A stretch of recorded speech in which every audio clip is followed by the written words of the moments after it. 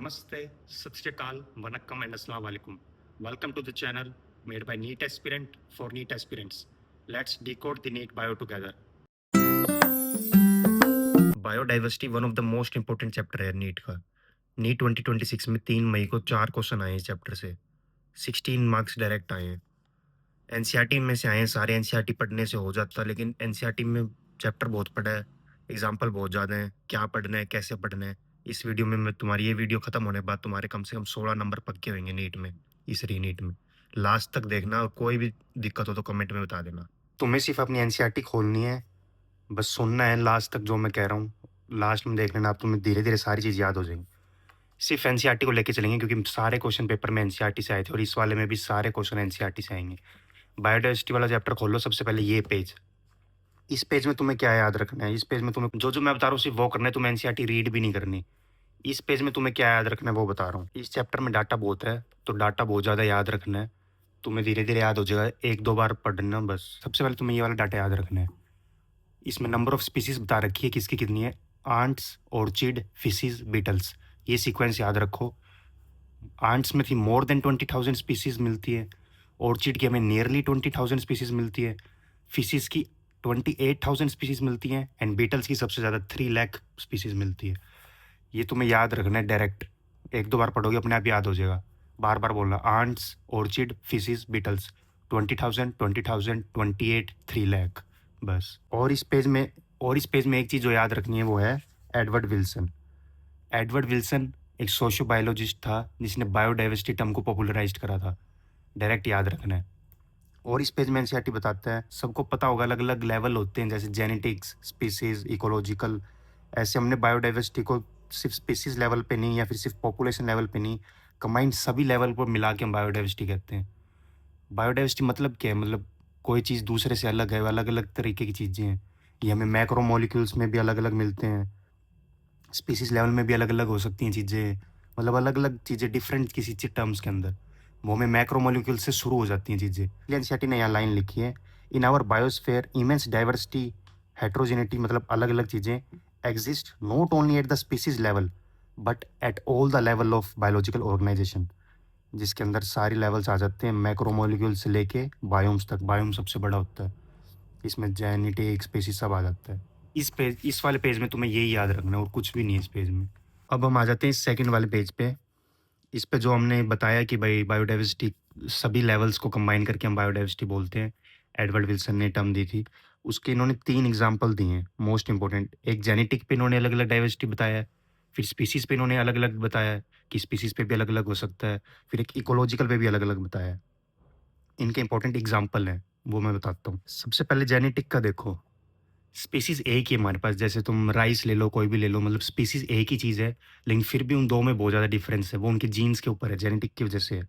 NCERT ने यहाँ example लिया है एक मेडिकल प्लांट का, रोवोल्फिया वोमिटोरिया। एनसीईआरटी ने यहाँ इसका एग्जांपल लिया है, ये मेडिकल प्लांट है रोवोल्फिया वोमिटोरिया। इसके अंदर एक केमिकल होता है रेस्पिरिन नाम का। एक ही स्पीसीज है लेकिन फिर भी बहुत अलग अलग। हिमालय में कुछ प्लांट्स के अंदर ये ज़्यादा क्वांटिटी में निकलता है, कुछ के अंदर कम निकलता है। हिमालयन रीजन्स के अंदर देखने को मिलता है, ये कंसंट्रेशन अलग अलग होती है। तो ये एक जेनेटिक डाइवर्सिटी का एग्जांपल हो गया। इसी तरीके से हमारे इंडिया के अंदर 50,000 से ज़्यादा राइस की वैरायटी है राइस ही, लेकिन जेनेटिक्स बहुत अलग अलग है इनके। जेनेटिक का एग्जाम्पल हो गया। इसी तरीके से हमारे पास 1000 वैरायटीज़ मैंगो की है सभी मैंगो, स्पीसीज एक ही है लेकिन जेनेटिक बहुत अलग अलग है। 1000 स्पीसीज है, 1000 जेनेटिक्स हो गए, सॉरी। पहला जेनेटिक क्लियर है, इसमें स्पीसीज सेम रहती है, बस उनके जीन्स में अलग अलग होता है इसलिए जेनेटिक। दूसरे में हम आते हैं स्पीसीज। इसमें बताते हैं भाई स्पीसीज कहाँ पे ज़्यादा है, स्पीसीज डाइवर्सिटी। एनसीईआरटी ने एग्जाम्पल लिया वेस्टर्न घाट एंड ईस्टर्न घाट का। जियोग्राफी तुमने पढ़ी होगी, मान लो ये इंडिया का मैप है, ये होते हैं वेस्टर्न घाट, ये होते हैं ईस्टर्न घाट। ये वाले वेस्टर्न घाट होते हैं, ये वाले ईस्टर्न घाट होते हैं। तुम्हारे हिसाब से कहाँ पे ज़्यादा स्पीसीज देखने को मिलेगी? वेस्टर्न घाट पे ज़्यादा स्पीसीज डाइवर्सिटी देखने को मिलती है in compare to Eastern Ghats. याद रखना डायरेक्ट। यहाँ पे ज़्यादा स्पीसीज होती हैं, मैनी स्पीसीज, यहाँ पे कम होती है स्पीसीज। जेनेटिक हो गया, स्पीसीज हो गया। अब आता है इकोलॉजिकल। इकोलॉजिकल में हम और बड़े लेवल पे लेके जाते हैं, इसमें हम कंट्रीज को लेके आ जाते हैं। इसमें तुम्हें डायरेक्ट याद रखना है, कोई भी कंट्री तुम्हारे आगे आ जाए अगर क्वेश्चन में, तो इंडिया के पास ज़्यादा स्पीसीज है। किसी भी कंट्री जैसे नॉर्वे हो गया, कुछ भी हो गया, इसमें बता रहा है कि भाई इंडिया के अंदर डेजर्ट भी देखने को मिलता है हमारे पास, अलग-अलग सीज़न्स आते हैं इसके अंदर, तो इसके अंदर स्पीशीज़ डाइवर्सिटी ज़्यादा होती है। इसलिए किसी भी स्कैंडिनेवियन कंट्री लाइक नॉर्वे या फिर ऑस्ट्रेलिया का नाम आ जाए, अमेरिका का नाम आ जाए, किसी का भी नाम आ जाए, इंडिया के पास ज़्यादा स्पीशीज़ डाइवर्सिटी है, डायरेक्ट याद रखना है। तो फिर ये वाला पेज, इस आधा पेज क्लियर हो गया, इसमें बस 3 एग्ज़ाम्पल दे रखे हैं, जेनेटिक, स्पीशीज़, इकोलॉजिकल। फिर एनसीईआरटी हमें ये बताते हैं कि भाई अभी डाइवर्सिटी इतनी ज़्यादा है नेचर के अंदर, जिस हिसाब से डाइवर्सिटी का लॉस हो रहा है अपने वर्ल्ड के अंदर, अगर ये चलता रहा तो लेस देन 2 सेंचुरीज़ के अंदर ये सब खत्म हो जाएगा। 2 सेंचुरीज़, 1 सेंचुरी में 100 साल होते हैं, यानी 200 साल के आने वाले टाइम में सब कुछ, सारी स्पीशीज़ खत्म हो जाएँगी। फिर ये वाला पैराग्राफ आता है, इसके अंदर ये बताया जाए भाई टोटल कितनी स्पीशीज़ है। आईयूसीएन 2004 के अकॉर्डिंग, आईयूसीएन की फुल फॉर्म है international union of conservation of nature and natural resources. IUCN 2004 के अकॉर्डिंग मोर देन 1.5 मिलियन अभी तक स्लाइटली हमें मिल चुकी हैं, इतनी स्पीशीज़ हम कर चुके हैं। अब इस पे अलग-अलग साइंटिस्ट आते रहे, उन्होंने अपना-अपना बताता रहा। किसी ने कहा भाई 10 मिलियन स्पीशीज़ हैं अभी हमें डिस्कवर करनी है। किसी ने कहा वर्ल्ड के अंदर 5 मिलियन स्पीशीज़ है। लेकिन जो सबसे बढ़िया, मतलब हाँ, एग्ज़ैक्ट हाँ, इतना हो सकता है, वो जो लगा वो था रॉबर्ट मे का। लेकिन एक साइंटिस्ट ऐसा था रॉबर्ट मे, जिसका सबको एग्ज़ैक्ट लगा भाई हाँ, इतना हो सकता है, ये सही कह रहा है। रॉबर्ट मे ने, याद रखना, रॉबर्ट मे ने कहा 7 मिलियन स्पीशीज़ हैं वर्ल्ड के अंदर अभी टोटल, और हमने अभी तक स्लाइटली 1.5 के आसपास ये डिस्कवर करी है। इस पैराग्राफ में और कुछ भी नहीं है, बस यही था। एक और लाइन में समझा देता हूँ मैं आपको। जैसे ये हमारा वर्ल्ड है, इसके अंदर यहाँ पे इक्वेटर है, ये इक्वेटर है, ये दोनों पोल हैं, ऊपर नॉर्थ आ जाता है, ये नॉर्थ रीजन है, ये साउथ रीजन है। इक्वेटर के ऊपर आता है, ये ट्रॉपिकल रीजन होता है, ट्रॉपिकल। उस तरफ भी होता है, इस तरफ भी होता है, ये वाला भी ट्रॉपिकल है। इधर आता है टेम्परेट, इधर आता है टेम्परेट, फिर ये आ जाता है पोल वाला अपना रीजन, ये वाला आ जाता है पोल वाला रीजन।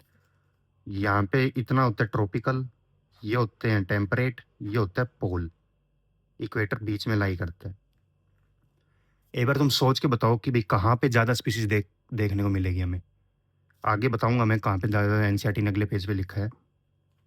ट्रॉपिकल के अंदर स्पीशीज ज़्यादा होती है, ट्रॉपिकल में, इक्वेटर के पास है, याद रखना, इक्वेटर के पास है ट्रॉपिकल, ट्रॉपिकल में स्पीशीज ज़्यादा होगी, टेम्परेट में कम है। तो जहाँ पे ज़्यादा स्पीशीज है, ऑफकोर्स सी बात है, वहाँ पे हमें ज़्यादा काम करना है, ज़्यादा स्पीशीज ढूंढने के लिए बचती है। तो एनसीईआरटी लाइन लिखती है कि भाई ट्रॉपिकल रीजन में ज़्यादा स्पीशीज हमें ढूंढनी है। अभी एग्जैक्ट लाइन बताऊँ तो एनसीईआरटी की, species inventory are more complete in temperate than in tropical. कि भाई स्पीशीज इन्वेंटरी, स्पीशीज जो भगवान ने मान लो इन्वेंटरी बना के भेजी थी स्पीशीज की, वो टेम्परेट में तो हम लगभग लगभग ढूंढ चुके। जो मेन रहती है वो ट्रॉपिकल में रहती है। Species inventory are more complete in temperate, complete हो चुकी टेम्परेट में, इनकम्प्लीट रहती है ट्रॉपिकल में। इस वाले पैराग्राफ में एनसीईआरटी क्या कहता है, अभी पीछे हमें पता चला 1.5 के आसपास हमें स्पीशीज मिल चुकी, 1.5 मिलियन के आसपास।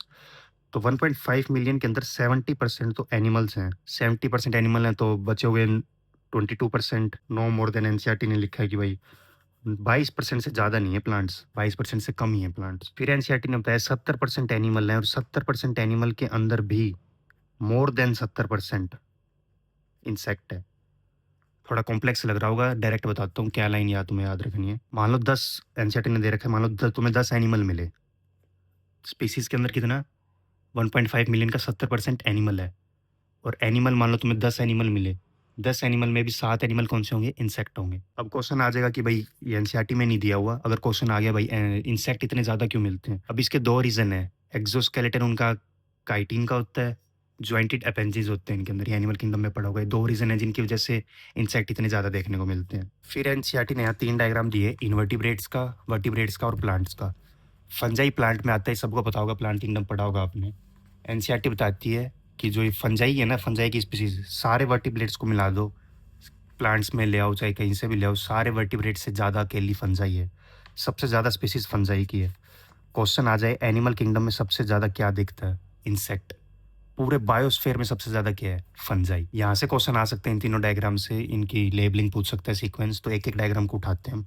सबसे पहले इनवर्टिब्रेट वाला डायग्राम है, मैं अलग से लिख नहीं रहा, ये तुम्हें डायरेक्ट, तुम्हारे पास एनसीईआरटी होगी, डायरेक्ट क्वेश्चन आ सकता है, तुम्हें मैं लेबलिंग याद करा देता हूँ ट्रिक्स के हिसाब से। दिख रहा होगा ये देखो, इन्वर्टिब्रेट्स। इन्वर्टिब्रेट की ट्रिक क्या है, सबसे ज़्यादा इंसेक्ट है, याद है हमको, इन्वर्टिब्रेट्स में आते हैं इंसेक्ट, आपने एनिमल किंगडम पढ़ा होगा।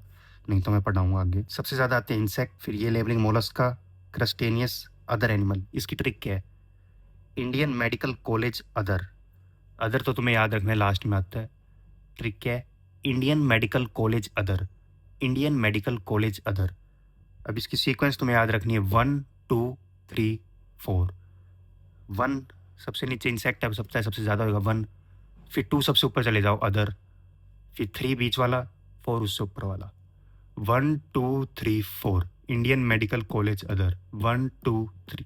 इनवर्टिब्रेट्स की ट्रिक हो जाएगी। अभी तुम्हें लग रहा होगा एक ऐसी ट्रिक है, लेकिन तुम पेपर में दोगे ना 101% तुम्हारी ये ट्रिक सही होगी। इंडियन मेडिकल कॉलेज अदर 1 2 3 4, ये 1 2 3 4 सीक्वेंस है, कौन सबसे ज़्यादा है, फिर कम ऐसे, और ये इनकी लेबलिंग हो जाएगी। Indian medical college, insect, mollusca, crustaceans, other animal groups. Second हम आते हैं वर्टिब्रेट्स पे। वर्टिब्रेट्स अपनी एनसीईआरटी में देख लो। लेबलिंग की ट्रिक बता देता हूँ मैं तुम्हें, की ट्रिक है परम। अब तुम फिशिस को पाइसिस भी कहते हैं, अगर आपने पढ़ रखा होगा तो फिशिस को पाइसिस भी कहते हैं, इसलिए हम इसको परम से याद रखेंगे। और परम एंड क्लॉकवाइज नहीं, एंटी क्लॉकवाइज चलेंगे हम। PARAM, परम। Fishes, amphibian, reptile, bird, mammal, ये वर्टिब्रेट्स की सीक्वेंस होती है। वैसे भी अगर आपने एनिमल किंगडम पढ़ा होगा तो आपको पता होगा इस वर्टिब्रेट्स की सीक्वेंस है, जैसे fishes, amphibian, reptile, birds, mammals. परम याद रखना है, PARAM, anti clockwise, fishes, amphibian, reptile, birds, mammal. अब इसके अंदर भी कौन ज़्यादा है कौन कम है, इसकी भी ट्रिक है, वो है फेसबुक राम। वर्टिब्रेट में एफ से क्या होएगा, एक ही चीज़ है एफ से, fishes, then birds, then reptile, then amphibian, और मैमल सबसे कम। Facebook Ram, Facebook Ram. F से फिशिस, बी से बर्ड, आर से रेप्टाइल, ए से एम्फीबियन, एम से मैमल। फेसबुक राम। या भी थोड़ा मुश्किल लग रहा होगा, एक दो बार पढ़ोगे अच्छी तरह हो जाएगा। फिर सबसे इंपॉर्टेंट है प्लांट। पूरे बायोस्फीयर में सबसे ज़्यादा फंजाई होता है, तो ऑफकोर्स प्लांट्स में भी सबसे ज़्यादा फंजाई होएगा। सीक्वेंस याद कैसे रखनी है, ट्रिक बना रखी है इसकी। यहाँ से फंजाई सबसे ज़्यादा है, ये डायग्राम में आपको याद रहेगा, फंजाई इधर है, यहाँ से सीक्वेंस शुरू होएगी क्लॉकवाइज। फूफा और मौसा, और का कोई लेना देना नहीं है। फूफा और मौसा, फिर आ गए लगाने आग। फूफा और मौसा, फिर आ गए लगाने आग। इसमें आपको सीक्वेंस याद रखनी है। इसमें फंजाई सबसे ज़्यादा होता है, पता है, फिर डायग्राम से पता चल रहा है। सेकंड नंबर पे एंजियोस्पर्म ही होएगा। फंजाई, एंजियोस्पर्म, फिर एल्गे, मोसिस, लाइकन, फंस। इसकी आपको डायरेक्ट याद रखना है, सीक्वेंस आ सकता है। इसके आपको डायरेक्ट याद रखना है, सीक्वेंस आ सकता है। सबसे ज़्यादा होता है फंजाई, फंजाई यहाँ पे आएगा, एनजीओ यहाँ। फंजाई सबसे ज़्यादा होता है, फिर एनजीओ होता है, फिर एल्गे, फिर मोसिस, फिर फंस, फिर लाइकन्स। लाइकन सबसे कम होता है, आपको पता होगा, तो लाइकन सब डायग्राम में भी दिख रहा है, सबसे कम है। फंजाई, फिर एनजीओ। सबसे मेन तो आपको ये पता होना चाहिए, बायोस्फीयर में सबसे ज़्यादा फंजाई होता है। प्लांट्स में सेकंड नंबर पे एंजियोस्पर्म आ जाते हैं। फंजाई, एंजियोस्पर्म, फिर यहाँ से स्टार्ट कर दो 3 4 5 6। एल्गे, मोसिस, फंस और लाइकन तो सबसे लास्ट में आएगा, सबसे कम होता है बस। ये हो जाएगा याद, ये ट्रिक होगी। लास्ट में इस पैराग्राफ में एनसीईआरटी ने बताया कि भाई ये जो हमने एस्टीमेट आपको दिए है, बताया है भाई कितनी स्पीसीज मिली है, ये अभी तक हमने प्रोकैरियोटिक्स को इसमें इंक्लूड नहीं किया, क्योंकि अभी हमारे पास ऐसा प्रॉपर कोई मेथड नहीं है, आइडेंटिफिकेशन मेथड, जिससे हम प्रोकैरियोटिक की स्पीसीज को भी फिगर कर सकें। Conventional taxonomy method are not suitable for identifying microbe species, यानी प्रोकैरियोटिक्स को हम इन मेथड से आइडेंटिफाई नहीं कर सकते। बस यही आ सकता है क्वेश्चन ज़्यादा से ज़्यादा कि प्रोकैरियोटिक्स को भी हम कर सकते हैं, उनकी स्पीसीज को हम कल्चर नहीं कर सकते, बस ये याद रखना है आपको। अब आता है ये वाला पैराग्राफ, ये वन ऑफ इम्पोर्टेंट है, इसमें डाटा बहुत है।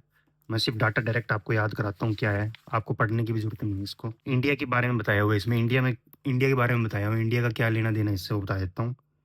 इंडिया वर्ल्ड का 2.4% लैंड लेता है।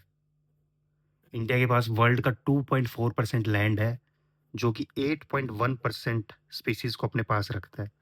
हमारे पास 2.4% लैंड है, लेकिन जहाँ जहाँ टोटल जितनी भी स्पीसीज मिली है ना, उनमें से 8.1% हम इंडिया वाले उसके अंदर ऐड ऑन करते हैं। 2.4% लैंड है, लेकिन 8.1% हम स्पीसीज डाइवर्सिटी है हमारे पास। इसी कारण की वजह से हम one of the 12 mega, micro दे देगा, कुछ भी दे देगा, मेगा याद रखना है। One of the 12 mega diversity country आते हैं वर्ल्ड के अंदर, डाइवर्सिटी कंट्री। याद रखना है। फिर इसने एनसीईआरटी ने ये बताया कि भाई इंडिया के अंदर अगर हम अभी देखें 8.1% हम दे रहे हैं। इंडिया के अंदर अगर अभी हम देखें तो 45,000 हमारे पास प्लांट्स की स्पीसीज़ हमें मिली है और इसका डबल यानी 90,000 एनिमल्स की स्पीसीज़ हमें इंडिया में से मिली है।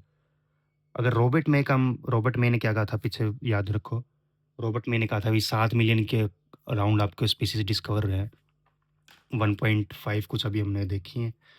तो फिर अगर ये एस्टिमेट लगाएँ तो 78% स्पीसीज़ अभी हमें डिस्कवर करनी है।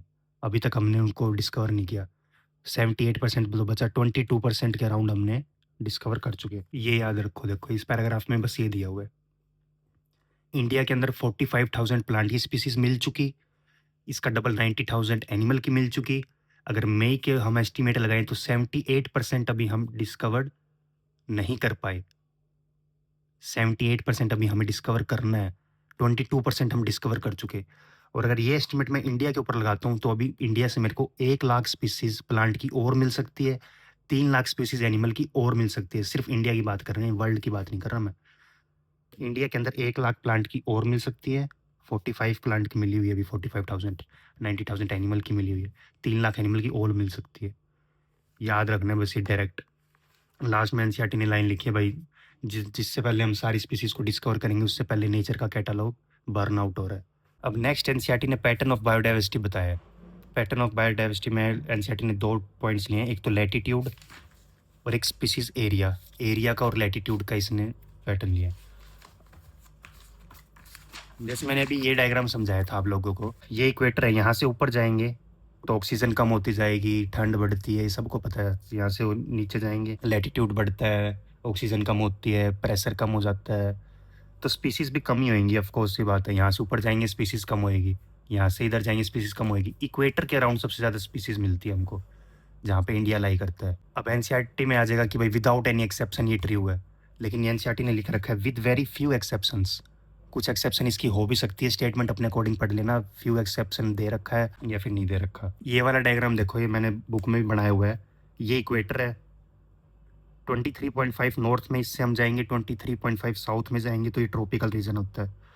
फिर अगर इससे और ऊपर हम बढ़ेंगे 63.5 नॉर्थ में, 63.5 साउथ में, तो ये टेम्परेट रीजन होता है। फिर सबसे ऊपर सबसे नीचे पोलर रीजन होता है। ये डायग्राम याद रखना है अपने को। जो इक्वेटर पे होंगे, जो भी चीज़ें इक्वेटर है वहाँ स्पीसीज़ ज़्यादा होगी, ऑफ कोर्स सी बात है। ऊपर जाएंगे स्पीसीज़ कम होती जाएगी, इधर से नीचे जाएंगे तो भी स्पीसीज़ कम होती जाएगी। तो वह क्वेश्चन आ जाए बायोडाइवर्सिटी सबसे कम का होती है, पोलर रीजन पे सबसे कम बायोडाइवर्सिटी होगी, चाहे वो नॉर्थ का हो चाहे वो साउथ का हो। एनसीईआरटी ने इसका बर्ड्स का एग्जांपल देके बताया है, इक्वेटर वाली चीज़। कोलंबिया जो इक्वेटर पे लाई करते हैं, इसमें बर्ड्स की 1400 स्पीसीज़ होती है। इंडिया में 1200 के अराउंड होता है।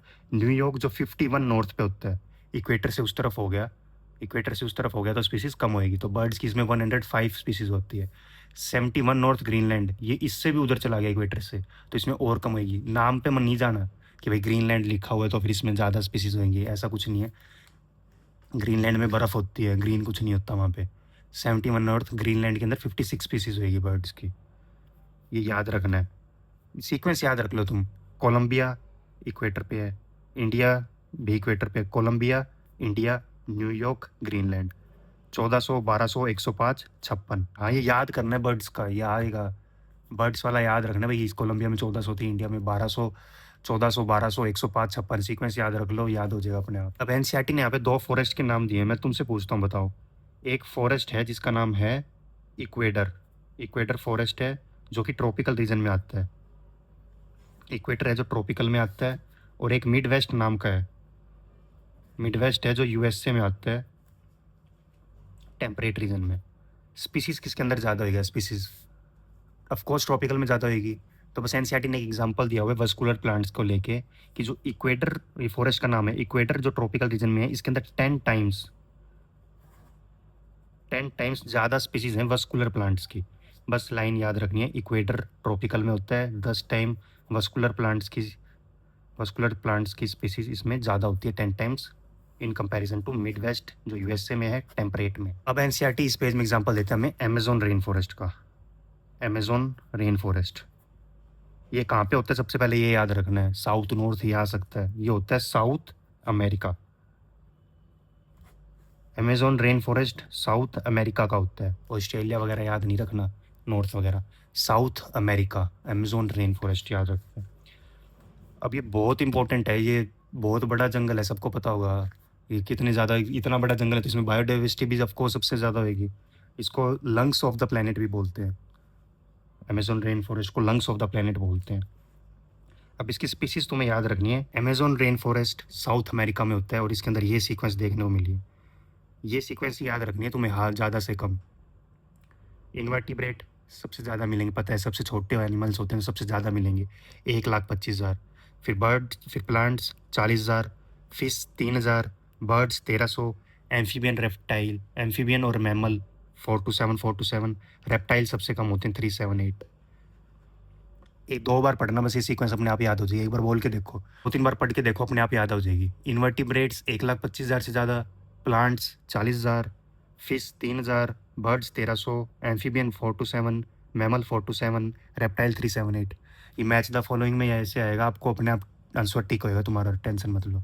अब तुम पूछोगे इसका क्या रीज़न है कि ट्रॉपिकल के अंदर स्पीसीज ज़्यादा है, टेम्परेट में कम है। ऐसा भी तो हो सकता था इस तरफ ज़्यादा स्पीसीज हो इधर कम, ऐसा क्यों है कि इधर स्पीसीज ज़्यादा है? इसके एनसीईआरटी ने 2-3 रीज़न दिए, मैं बताता हूँ। सबसे पहला होता है speciation is the function of time. किसी भी जगह को तुम बहुत देर के लिए छोड़ दो, तुमको एक ज़मीन खरीदो और उसको सालों साल छोड़ दो, उसमें वीड सूख जाएंगी, फ्रॉग आ जाएगा, कॉकरोच आ जाएगा, स्नेक आ जाएगा, तो तुम 3-4 साल बाद जाओगे तो उसमें बहुत सारी स्पीसीज मिलेगी। Speciation is generally the function of time, NCERT की लाइन है। ट्रॉपिकल रीजन ऐसे होते हैं अनडिस्टर्ब रहते हैं बहुत ज़्यादा टाइम के लिए, इनको कोई नहीं छेड़ता, इसलिए इसमें स्पीसीज ज़्यादा होती है। और जो टेम्परेट होते हैं ये ज़्यादा सीजनल होते हैं, यहाँ बर्फ़ का पानी भी आ जाता है, ग्लेशियर टूट जाता है, कुछ भी हो जाता है। लेकिन ट्रॉपिकल वाले ज़्यादा सीजनल नहीं होते, इसमें थोड़ा बहुत चेंज होता है लेकिन इतने सीजनल नहीं होते कि आज बहुत ज़्यादा बर्फ़ गिरने लगी, कल कुछ ज़्यादा धूप आ गई, ऐसा कुछ नहीं होता। ये ज़्यादा कांस्टेंट होते हैं और हम इन्हें प्रिडिक्ट भी कर सकते हैं सैटेलाइट की मदद से। ट्रॉपिकल वालों को इनको कम प्रिडिक्ट कर सकते हैं, इनको ज़्यादा प्रिडिक्टेबल होते हैं ये ट्रॉपिकल वाले, इसलिए हमें पता होता है कि भाई आने वाले समय में यहाँ पे क्या मौसम होगा। ये कांस्टेंट जो इसमें टेम्परेचर रह रहा है ये इसको स्पेशल नीड्स प्रोवाइड करता है, ज़्यादा स्पीसीज डाइवर्सिटी होती है इस मदद से। एक और रीज़न होता है जिसका कारण है सोलर। यहाँ पे सनलाइट ज़्यादा आती है, सनलाइट ज़्यादा होगी तो प्लांट्स ज़्यादा खाना बनाएंगे, तो फिर ज़्यादा एनिमल्स भी होंगे। ये एक इनडायरेक्ट कारण है, बहुत इंपॉर्टेंट है, एक बार सुन लो इसको। एनसीईआरटी की लाइन देखो, there is more solar energy available in tropic which contribute to higher productivity, in turn might contribute indirectly to greater diversity. क्या याद रखना है? इनडायरेक्टली, मैंने लिखा भी हुआ है इनडायरेक्टली। डायरेक्टली सोलर इसमें ज़्यादा हाथ नहीं करता अपना, इनडायरेक्ट कॉज है ये ज़्यादा स्पीशीज़ का ट्रॉपिकल रीजन में। कौन सा? सनलाइट। दूसरा इसमें आता है species area relationship. Species area relationship भी साउथ अमेरिका में हुआ था। अमेज़न रेन फॉरेस्ट कहाँ मिलता है? साउथ अमेरिका में, और साउथ अमेरिका में ही ये स्पीसीज एरिया रिलेशनशिप दिया गया था। साइंटिस्ट का नाम याद रखो, कौन सा साइंटिस्ट है? साइंटिस्ट है जर्मन का naturalist and geographer Alexander von Humboldt. Alexander von Humboldt, ये ग्राफ याद रखना है। इसमें क्या याद रखना है ये बता देता हूँ। इस साइंटिस्ट ने, अलेक्जेंडर वॉन हम्बोल्ट ने, साउथ अमेरिका के जंगल में जाके क्या देखा कि जैसे जैसे मैं एरिया बढ़ा रहा हूँ वैसे वैसे मुझे स्पीसीज भी ज़्यादा मिल रही है। कॉमन सेंस की बात है, जैसे जैसे तुम एरिया बढ़ाओगे, आज तुम एक कंट्री में देख रहे हो, कल फिर 2 कंट्री आ गई, 3 कंट्री आ गई, तो उसमें स्पीसीज भी बढ़ती जाएंगी। ऑफ कोर्स सी बात है, स्पीसीज भी बढ़ेंगी। इन साइंटिस्ट ने ग्राफ बनाया स्पीसीज रिचनेस और एरिया के बीच में, जो रेक्टेंगुलर हाइपरबोला मिला। क्वेश्चन आ जाएगा स्ट्रेट लाइन मिला था, गलत है, रेक्टेंगुलर हाइपरबोला मिला था हमें ग्राफ। लेकिन जब हम उसमें लॉग स्केल लगाए ना, लॉगरिथमिक स्केल लगाए, तब वो स्ट्रेट लाइन मिला। इक्वेशन याद रखनी है, रेक्टेंगुलर हाइपरबोला की इक्वेशन है s equal to C A की power z। s equal to C A की पावर z। ऑप्शन में c प्लस ए जेड आएगा, कंफ्यूज हो जाओगे, गलत है, मैं हुआ था। s equal to C A Z. अगर मैं लॉग स्केल लगा दूंगा तो वो स्ट्रेट लाइन हो जाएगी। लॉग s, यहाँ लॉग लगा दो, log s equal to log c plus z आगे आ जाता है, लॉग में आपने पढ़ा होगा, log s equal to log c plus z log a। अरे ये रेक्टेंगुलर हाइपरबोला की इक्वेशन है, ये स्ट्रेट लाइन की इक्वेशन है। अब जेड क्या है? Z slope of the line है, रिग्रेशन कोफिशिएंट। जैसे जैसे मैं एरिया बढ़ाता जाऊंगा वैसे वैसे जेड बढ़ता जाएगा, मोर स्टीपर होती जाएगी लाइन। अगर देखा जाए कॉमन तो 0.1 0.2 के बीच में जेड होता है। ये एरिया का देखा जाता है, कितना बड़ा एरिया है, कहाँ का एरिया ये नहीं देखा जाता, चाहे वो बर्फ हो कहीं का भी हो, कितना बड़ा एरिया ये देखा जाता है। अगर मैं एंटायर कंटिनेंट ले लूँगा तो ये वैल्यू और ज़्यादा बढ़ जाती है, 0.6 से 1.2। एक एग्जांपल दे रखा है एनसीईआरटी ने, फ्रूगीवोरस जो फ्रूट ईट बर्ड्स होती हैं और मैमल्स जो ट्रॉपिकल में मिलते हैं, अलग-अलग कंटिनेंट अलग-अलग हो गया तो सोचो एरिया कितना बड़ा होगा। इसलिए इसकी वैल्यू 1.15 चली जाती है। नॉर्मल 0.02 तक रहती है। पूरा कंटिनेंट लूँगा तो 0.6 से 1.2 तक चली जाती है। अलग-अलग कंटिनेंट की चीज़ें लूँगा तो 1.15 चली जाती है। Z value does not depend upon nature of taxon and type of area. ये साइज़ ऑफ एरिया पे डिपेंड करती है, कहाँ का एरिया है, कैसा है, उस पे कोई डिपेंड नहीं होता। अब तुमसे कोई पूछे कि भई क्यों चाहिए ज़्यादा स्पीशीज़?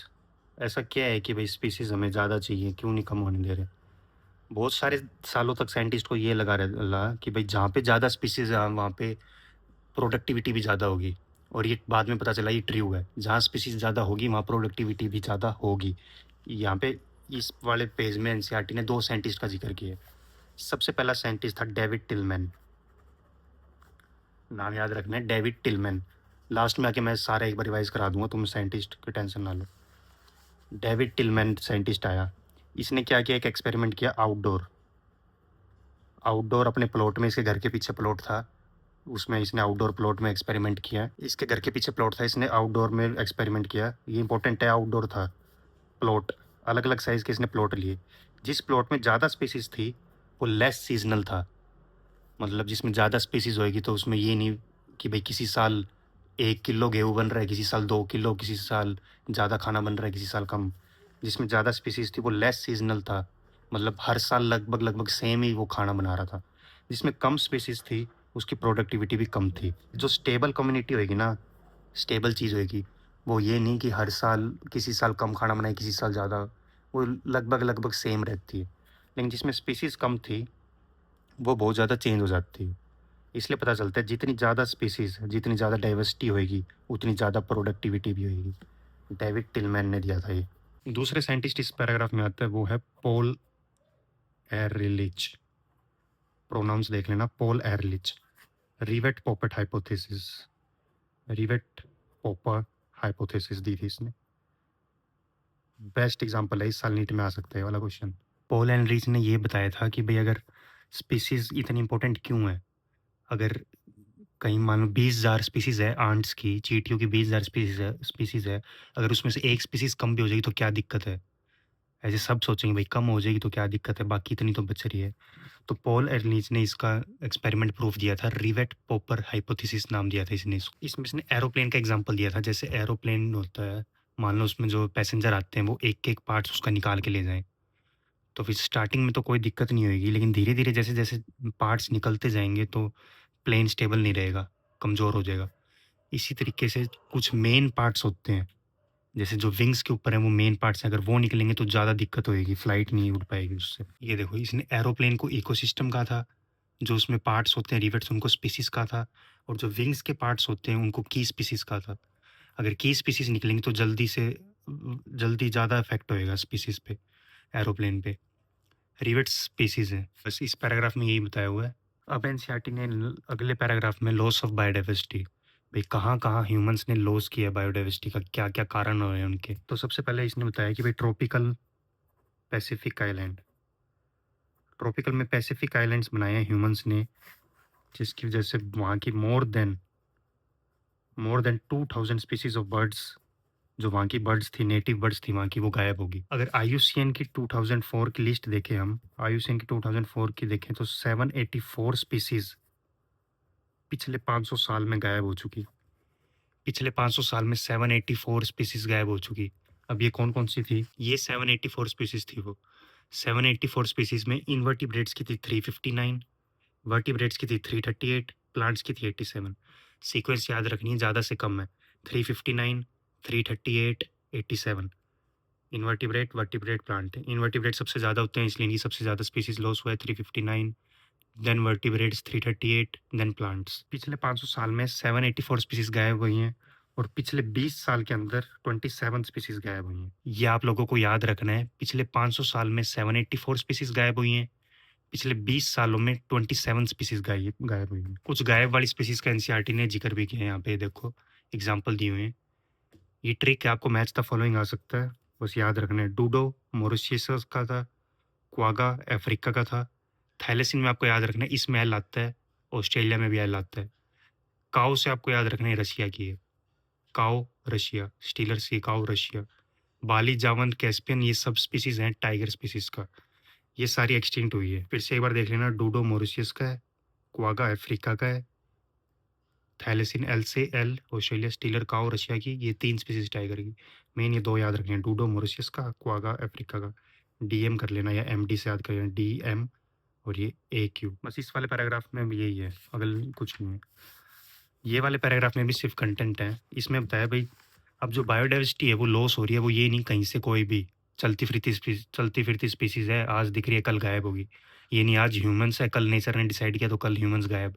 ऐसे एकदम से कुछ गायब नहीं होता, सब कुछ प्लान्स है। सबसे ज़्यादा अभी एम्फीबियन एक्सटिंक्ट में है। एम्फीबियन को सबसे ज़्यादा रिस्क है अभी गायब होने का। और टोटल 15,500 स्पीसीज़ ऐसी हैं जो अभी बहुत ज़्यादा जिन पे रिस्क चल रहा है गायब होने में।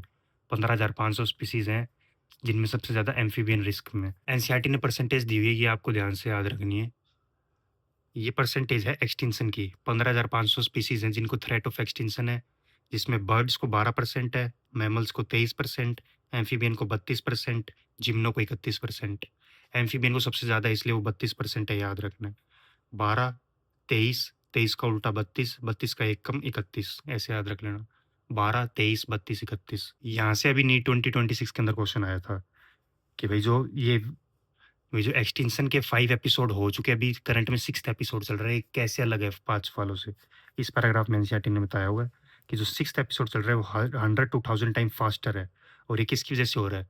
ह्यूमंस की वजह से हो रहा है। कह रहा है पहले भी बहुत हुआ है, 5 एपिसोड पहले भी हो चुके हैं, 3 बिलियन ईयर्स के पहले अकॉर्डिंग। ह्यूमन आए थे उससे पहले भी ये बहुत बार बहुत स्पीसीज जा चुकी। ह्यूमन इस अर्थ पे आए उससे पहले बहुत ज़्यादा स्पीसीज जा भी चुकी। इकोलॉजिस्ट ये कहते हैं अगर जिस हिसाब से अभी चीज़ें चल रही हैं अपनी अर्थ पे, ह्यूमंस जो काम कर रहे हैं, अगर यही रहा तो आधे से ज़्यादा species, half all the species अगले 100 साल में गायब हो जाएंगी। 100 साल बाद जो अभी स्पीसीज दिख रही है इनकी हाफ बचेंगी सिर्फ। कह रहे हैं loss of biodiversity. Biodiversity loss हो रहा है तो इससे क्या मेन कारण है, क्या नुकसान हो रहा है अपने नेचर का? सबसे पहला प्लांट प्रोडक्शन कम हो रही है, स्पीसीज कम हो रही है तो वेरिएशन ज़्यादा आ रही हैं, इसलिए प्लांट प्रोडक्शन कम हो रही है। लोअर रेजिस्टेंट टू एनवायरनमेंट, सूखापन एंड जो ये नेचर से डिसास्टर होते हैं इससे हम कम रेजिस्टेंट हो रहे हैं। Lower resistant to environment, increase variability, species ऊपर नीचे हो रही हैं तो प्रोडक्टिविटी भी चेंजेस हो रही है हर साल। अब एनसीईआरटी लिखती है भाई कारण क्या है, कॉज ऑफ बायोडाइवर्सिटी लॉस, किस वजह से बायोडाइवर्सिटी लॉस हो रहा है? तो सब इसमें 4 कारण होते हैं। ईविल क्वाड्रेट, ये 4 ईविल दुश्मन है हमारे जिसकी वजह से बायोडाइवर्सिटी लॉस हो रहा है। सबसे पहला और सबसे इंपॉर्टेंट है हैबिटेट लॉस एंड फ्रेगमेंटेशन। जो नेचर ने फॉरेस्ट बनाए हैं हम उनको काट रहे हैं, अपने फ़ायदे की चीज़ें बना रहे हैं, वहाँ पे घर बना रहे हैं, अपनी चीज़ें निकल, तो ये हैबिटेट लॉस हो रहा है। जो वहाँ की स्पीसीज़ है उनका घर छीन रहे हैं हम, हैबिटेट लॉस हो रहा है उनका और हम टुकड़े कर रहे हैं फॉरेस्ट के, फ्रेगमेंटेशन कर रहे हैं। सबसे इंपॉर्टेंट इन एविल क्वाड्रेट में 4 है, उनमें सबसे इंपॉर्टेंट है हैबिटेट लॉस एंड फ्रेगमेंटेशन। सबसे पहले हम इसमें एग्जांपल लेंगे ट्रॉपिकल रेन फॉरेस्ट, जो अपने ट्रॉपिक है जहाँ पे सबसे ज़्यादा अपने को स्पीसीज़ देखने को मिलती हैं। यहाँ पे एग्जांपल लेते हैं, ये सब पहले मोर देन 14% लैंड कवर करता था। पूरी अर्थ का मोर देन 14% लैंड कवर करते थे ट्रॉपिकल रेन फॉरेस्ट, और अब 6% से भी कम आ गया। Covering more than 14% of earth land surface, these rain forest now cover no more than 6%। बहुत जल्दी जल्दी खत्म हो रहे हैं। फिर एनसीईआरटी लिखती है भाई ये चैप्टर आप पढ़ोगे इतने 1000 हेक्टर और रेन फॉरेस्ट का काट दिया जाएगा। फिर एनसीईआरटी अमेज़न रेन फॉरेस्ट का एग्जांपल लेती है। अमेज़न रेन फॉरेस्ट क्या है? अमेज़न रेन फॉरेस्ट अब धीरे-धीरे कम हो रहे हैं, वहाँ पे काटे जा रहे हैं, क्यों? किस वजह से? अमेज़न रेन फॉरेस्ट कम हो रहे हैं, हम वहाँ पे सोयाबीन कल्टीवेट कर रहे हैं और उनको ग्रासलैंड में कन्वर्ट कर रहे हैं, ताकि वहाँ पे शीप और ये ग्रेज़ करें और हम भी for cultivating soya beans and for conversion of grassland for raising beef cattle. पहला पॉइंट हो गया। दूसरा पॉइंट आता है ओवर एक्सप्लॉइटेशन। कहते हैं भाई हमें ज़रूरत है एक पेड़ की थी, हमने काट लिए 10, ओवर एक्सप्लॉइट कर दिया किसी चीज़ को, जितनी ज़रूरत थी उससे ज़्यादा यूज़ कर लिया। जो अभी पीछे हमने एग्जांपल पढ़े, पिछले 500 साल में 784 स्पीसीज गायब हुई हैं। इसमें बहुत ज़्यादा स्पीसीज ऐसी थी जो हमारे ओवर एक्सप्लॉइट यूज हुए।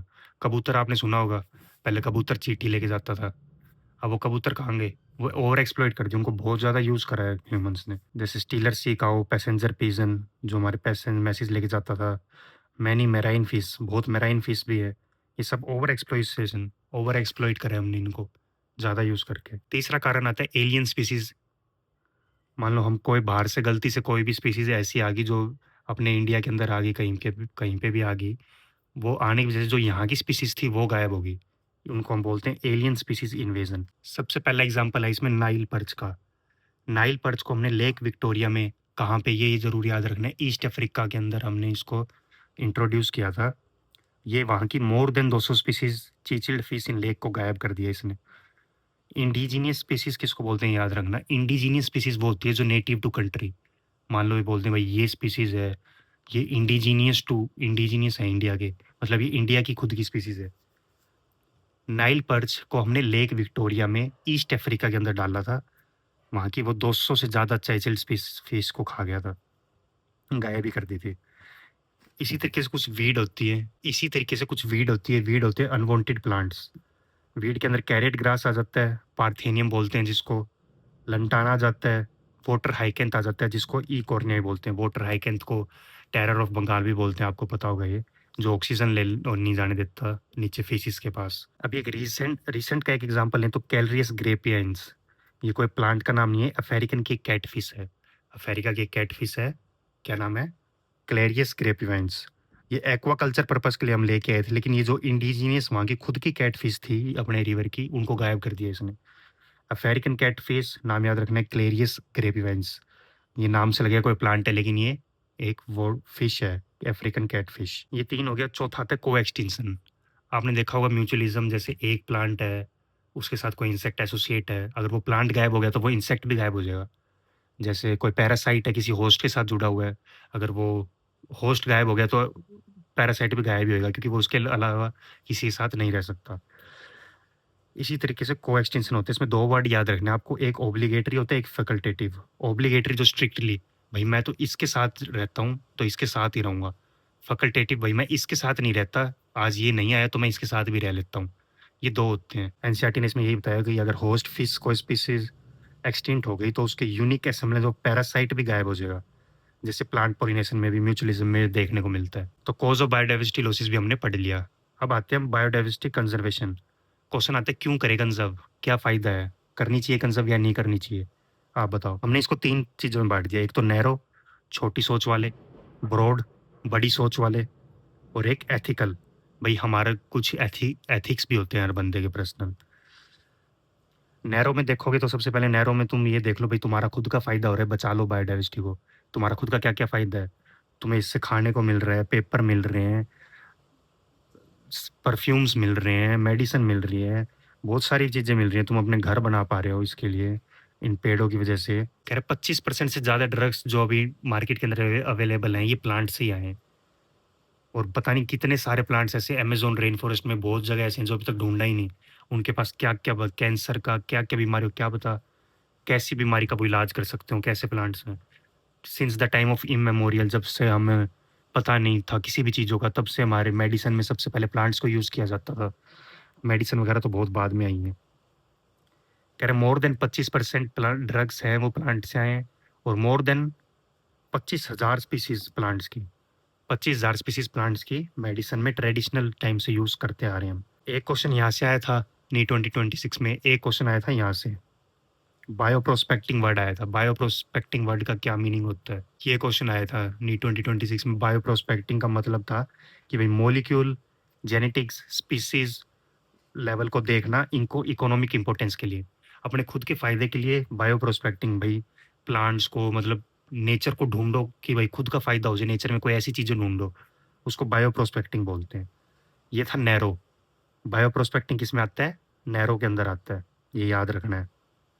अब आता है ब्रॉड। भाई तुम्हारे चल छोटी सोच नहीं, तुम्हारी बड़ी सोच है। बड़ी सोच वाले क्या, किस हिसाब से नेचर को बचाना चाहते हैं? तुम ये सोच लो भाई अमेज़न रेन फॉरेस्ट है, 20% ऑक्सीजन दे रहा है वर्ल्ड को, पूरी दुनिया में 20% ऑक्सीजन तो अमेज़न रेन फॉरेस्ट दे रहा है। ये नहीं होगा तो 20% ऑक्सीजन अपने आप कम हो जाएगी, देख लो वर्ल्ड की।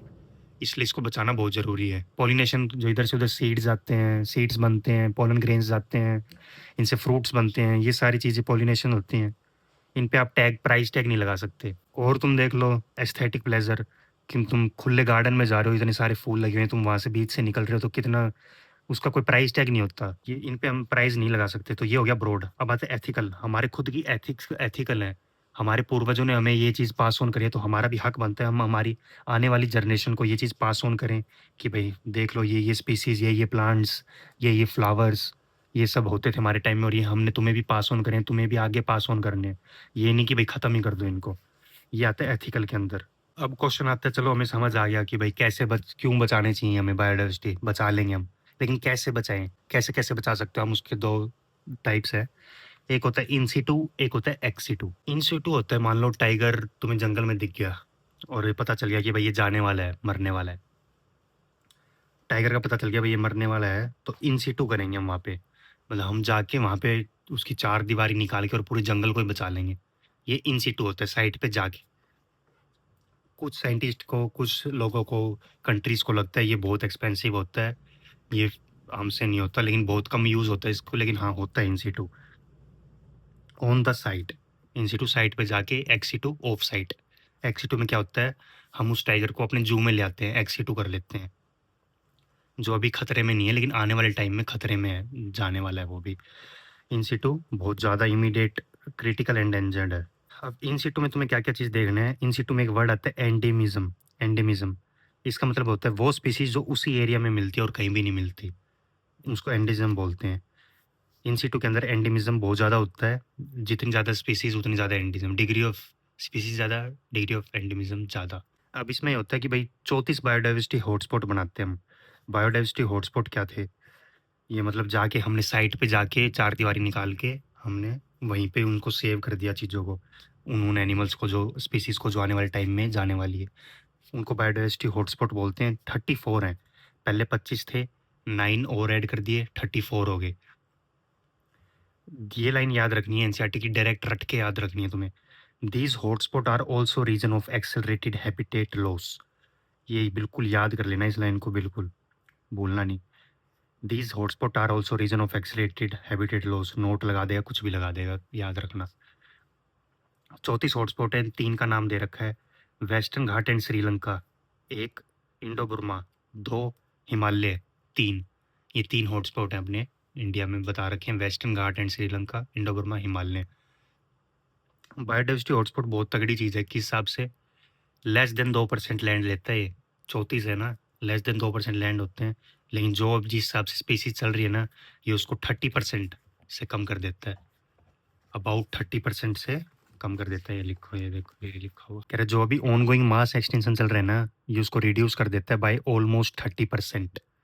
एनसीईआरटी की लाइन है, देख लेना। फिर इसके अंदर ये बता रखा है भाई इन सिटू के अंदर क्या क्या आता है। बायोडाइवर्सिटी हॉटस्पॉट इन सिटू में आता है, 14 बायोस्फीयर रिजर्व आते हैं। इंडिया के अंदर बात कर रहा हूँ, ये इंडिया के अंदर हैं सारे।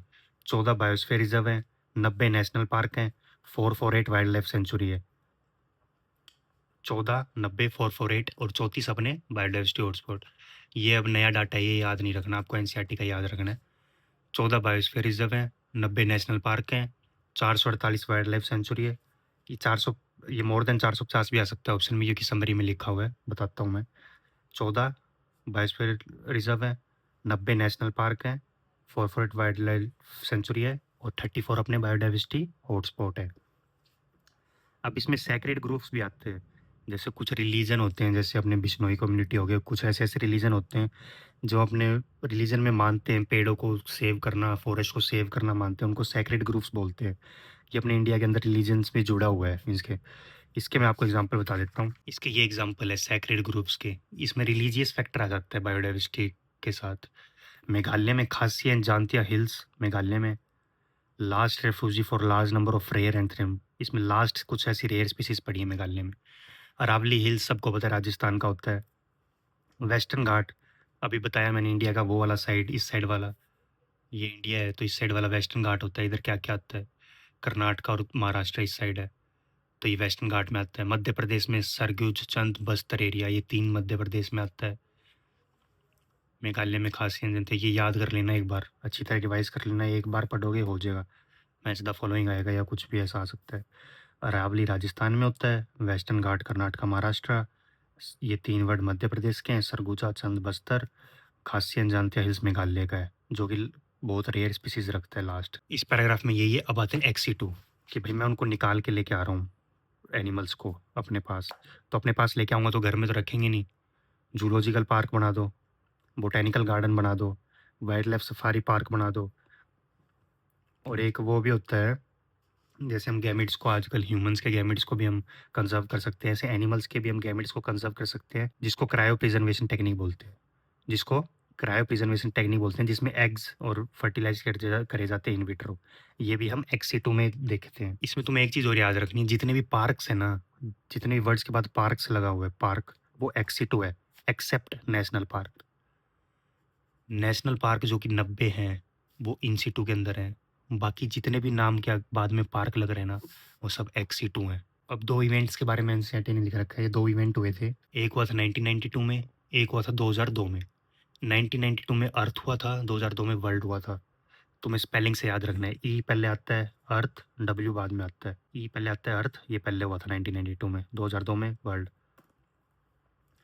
1992 में जो हुआ था वो हुआ था रियो दे जेनेरियो। रियो दे जेनेरियो ये कहाँ पे? ब्राज़ील के अंदर। इसमें हमने प्लेज लिया था भाई सस्टेनेबल यूटिलाइजेशन करेंगे हम, ओवर एक्सप्लॉयटेशन नहीं करेंगे, हैबिटेट लॉस नहीं करेंगे। फिर वर्ल्ड समिट हुआ था, ये हुआ था 2002 में साउथ अफ्रीका के अंदर। कौन सी जगह? जोन्सबर्ग के अंदर, जहाँ पे 190 कंट्री आई थी और इन्होंने प्लेज लिया था भाई 2010 तक हम सिग्निफिकेंट रिड्यूस करेंगे लॉस ऑफ बायोडाइवर्सिटी के ऊपर। ये भी हुआ था। ये दोनों डेट याद रखनी है मेन। ये टेलीग्राम कह रहा हूँ, ये ट्विटर पे एनटी ने पूछा था क्वेश्चन, आपको याद होगा। अर्थ समिट 1992 वर्ल्ड वाला, 2002 2010 तक हमने सब कुछ सही करने का सोचा था। 190 कंट्री आई थी साउथ अफ्रीका में, अर्थ वाले में ब्राज़ील में हुआ था, रियो दे जेनेरियो में। समरी में कुछ खास नहीं है इस चैप्टर के।